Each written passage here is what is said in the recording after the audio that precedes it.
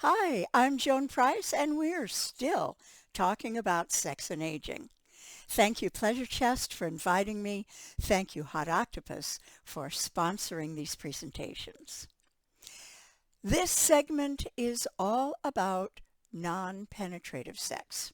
We've touched on that, pun intended, through the other parts of this series because this comes up a lot. It comes up that either um, the penis owning partner does not have reliable erections or does not have erections at all, or if it's a straight couple, the vulva owning partner does not either enjoy penetrative sex or it is painful, or for one reason or another it just isn't what's happening, what she'd prefer to do. So in this segment, I'll answer some of the questions you've sent in, but I want to alert you that there is a whole lot more information. If you go to joanprice.com, speaking, drop-down menu, webinars, you'll see that there is a webinar titled Great Sex Without Penetration. It's 90 minutes. It's my most popular workshop when I'm free to give workshops in person. And I do travel doing that in a normal year, and perhaps we'll have another normal year soon. It's my most popular presentation. It's my best attended. It's my most requested webinar too. So realize that there's a lot more information than we can cover in just a few minutes, especially if I'm directly answering some questions and not doing the whole topic as a whole. So the first question I got is this.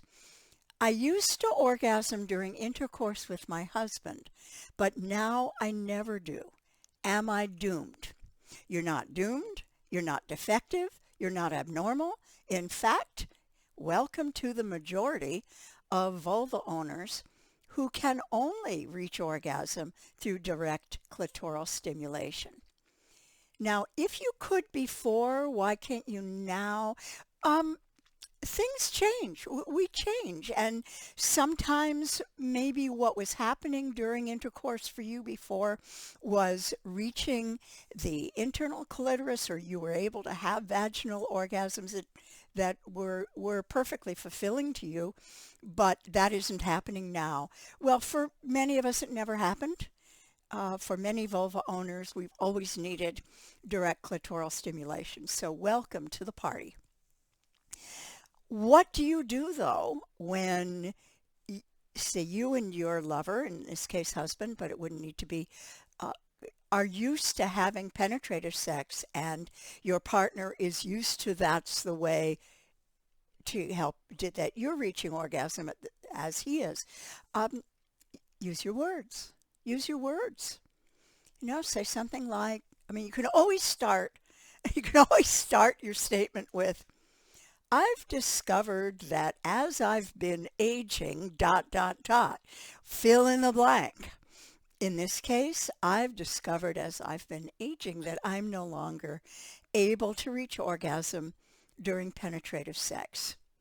Let's explore before we have penetrative sex, before, how to bring me to orgasm. So in other words, you're not just having one sex act that's supposed to do it for both of you.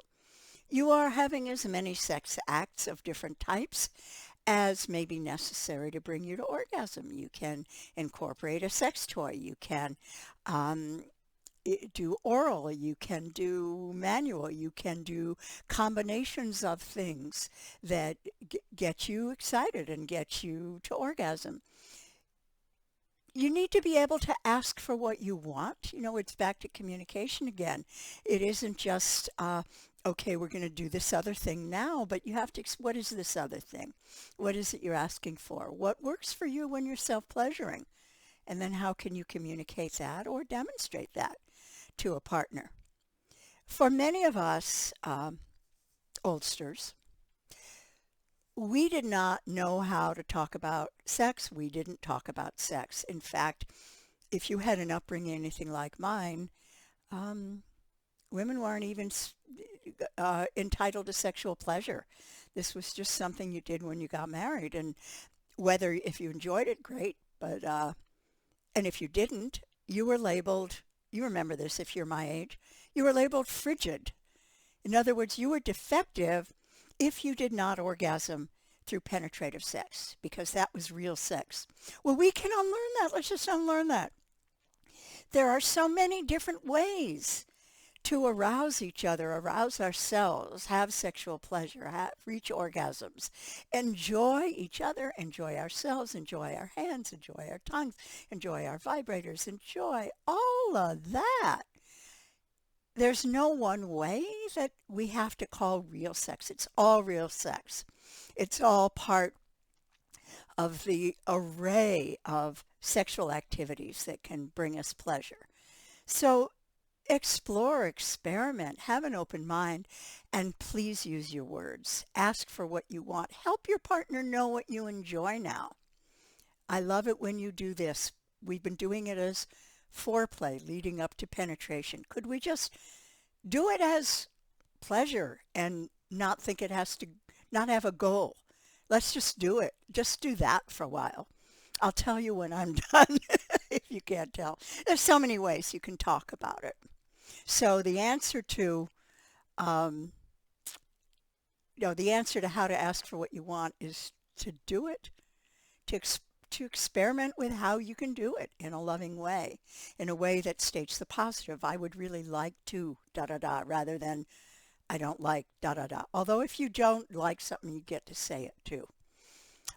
How can I turn on my boyfriend who has ED? First of all, penetration is not necessary and an erection is not necessary to turn on a penis owner. And penis owners can have orgasms without erections. They can have orgasms with erections but without ejaculation. This isn't all one thing. It used to all be together. So there was an erection and that erection ejaculated and the owner had an orgasm. These are not the same. These three things are not the same thing, though. They seemed like it when we were young, but they're not. So even with a flaccid penis can receive great pleasure and orgasm by using your mouth, using your hands, using a sex toy that doesn't require an erection. Also, if for example, if your penis owner has had prostate surgery, then there will not be ejaculate because that's produced by the prostate. So that doesn't mean there's no orgasm. They're still feeling. The nerves are still there, we hope. And the person can experience great pleasure and orgasm, a dry orgasm. I have a blog post about that, actually, on joanprice.com on the blog. Seamus McDuff, who is a penis owner who reviews sex toys for penises, and he wrote a piece about dry orgasms, his experience of them and how they surprised him at first, and then how he grew to accept them and really enjoy them.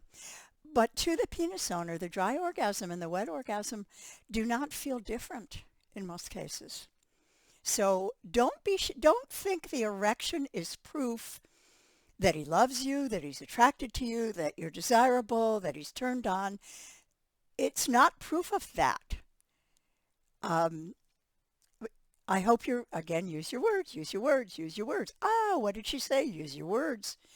Because if you say to your penis owner without an erection, if you say, tell me what feels good, show me what feels good, give me feedback when I'm going to try some things, give me feedback, let me know what feels good. He can use his words, he can moan, he can shiver, he can show you with his butt. Get so excited giving these presentations, excuse me.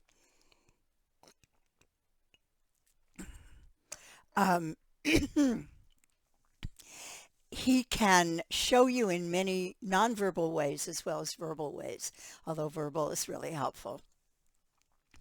So, how can you turn him on? Well, you find out what kind of sensation is pleasurable to him. Maybe he knows. Maybe he self-pleasures and can share with you what he does, what he likes.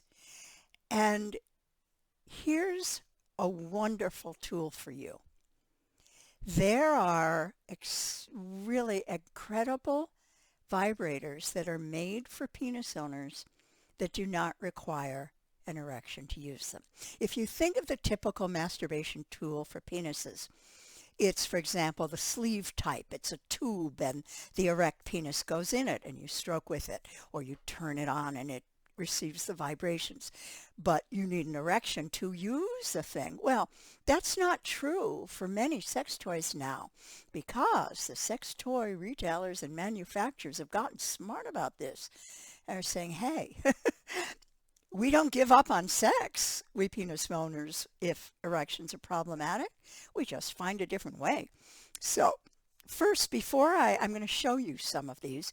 Before I do that, I want to say that even a vibrator that's meant for clitoris or meant for any use at all, that's meant for penetration or not for penetration, can be really wonderful and pleasurable, used just to stroke those wonderful nerve endings in a penis.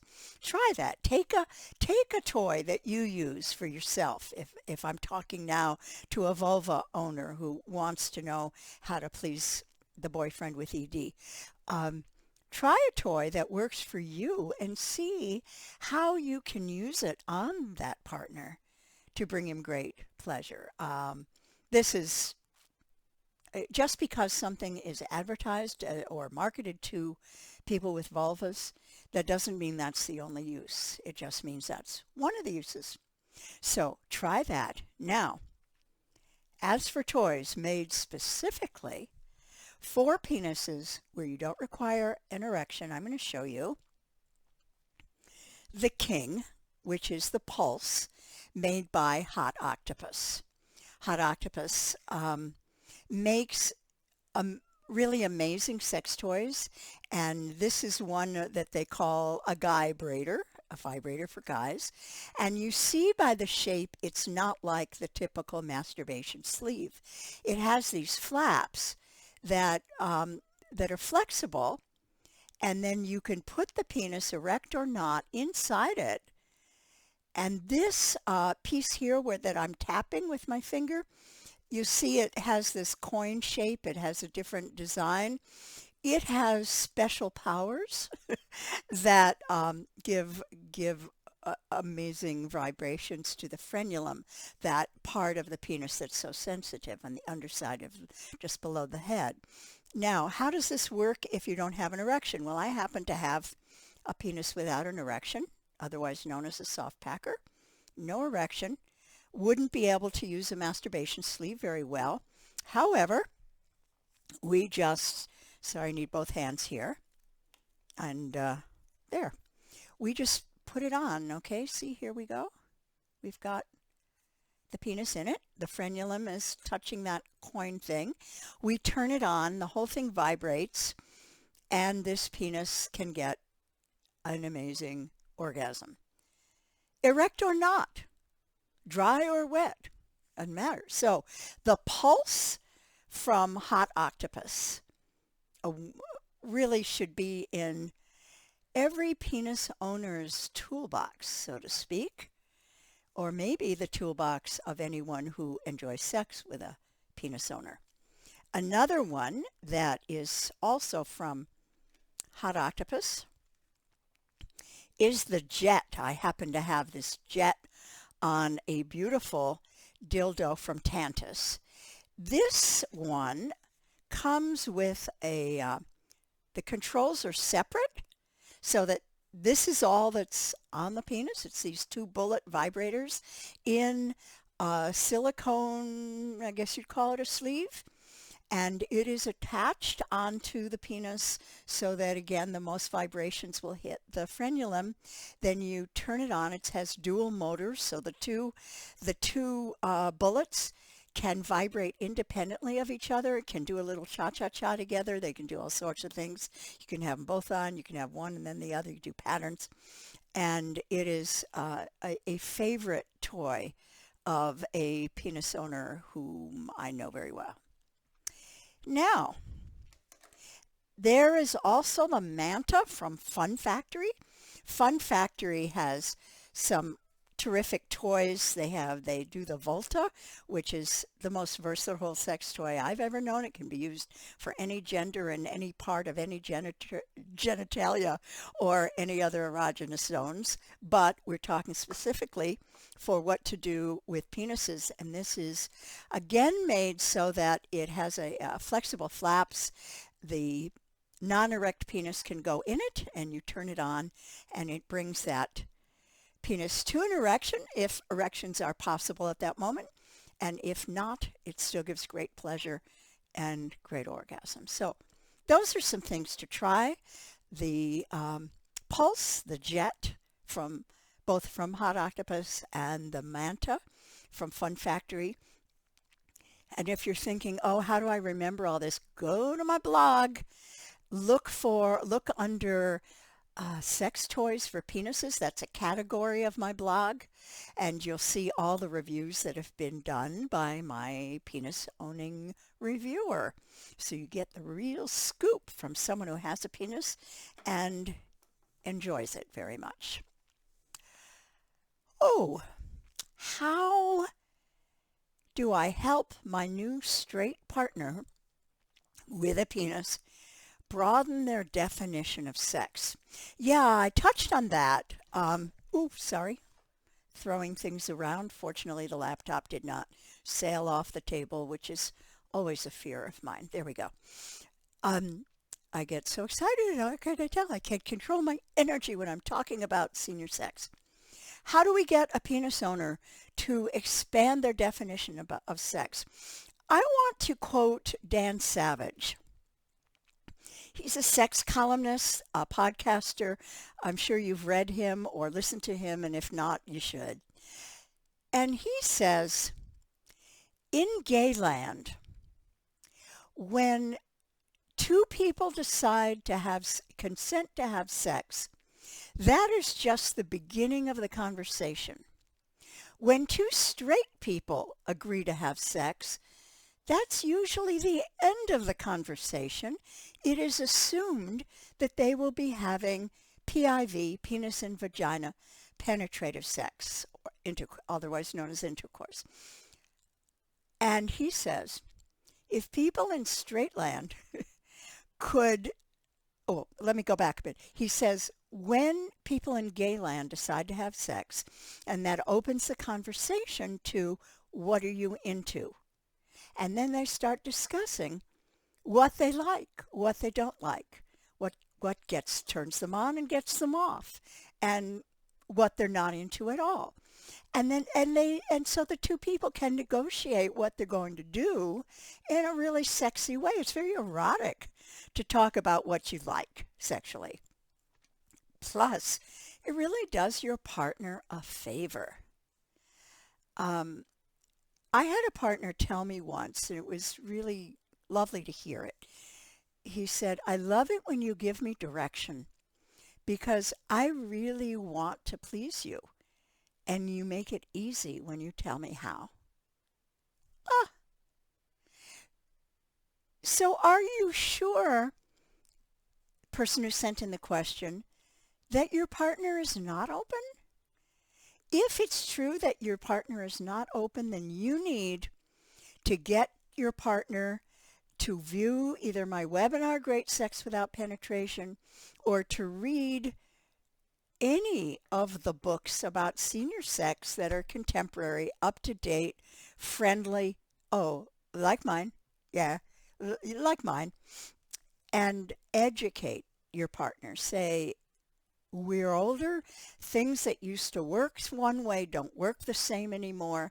And if we are going to continue to have pleasurable sex, we need to expand our notion of what good sex is. Let's get started. Let's find out the resources. Let's learn more. And again, it's not apologetic. You're not going, oh, this is really something horrible. I have to tell you, I need to do something other than penetrative sex. No, it's not. It's not an apology. It's not. You're not saying you have a deadly disease. You're saying, hey, look at the opportunity. We get to do a lot more than penetrative sex.